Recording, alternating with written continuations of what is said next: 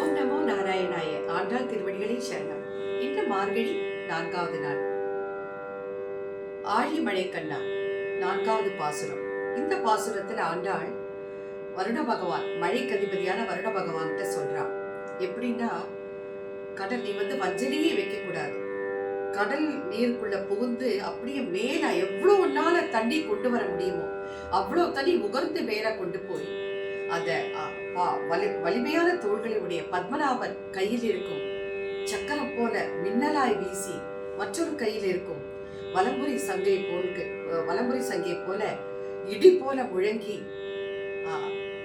எம்பெருமான் உடைய என்றுமே தோல்வியை கண்டிராத எம்பெருமானுடைய வில்லில் சார்கம் என்கிற வில்லில் இருந்து புறப்படும் அம்புகளை போல சரமாரியா மழையா பொழியணும்.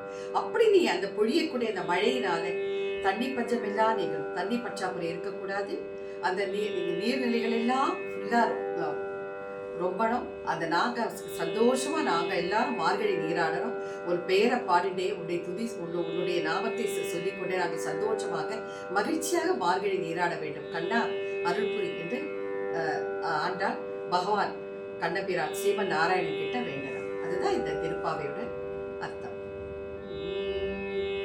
ஆழி மழை கண்ட ஒன்று நீ கையை கரவே, ஆழி மழை கண்ட ஒன்று நீ கையை கரவே, ஆழி மழை கண்ட ஒன்று நீ கையை கரவே, ஆழியுள் புக்கு முகந்து கொடா தேரி ஓழி முதல்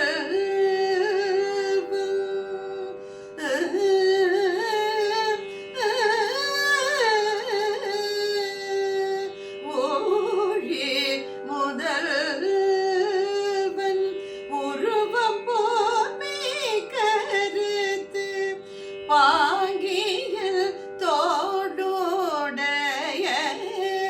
பத்மநாபன் கையில் ஆழி போர் மின்னி வலம்புரே போர் நின்றதெந்து, ஆழி போர் மின்னி வலம்புரே போர் நின்றதெந்து, தாழாதே சார்கம் உதைத்த சரமழை போ வாழ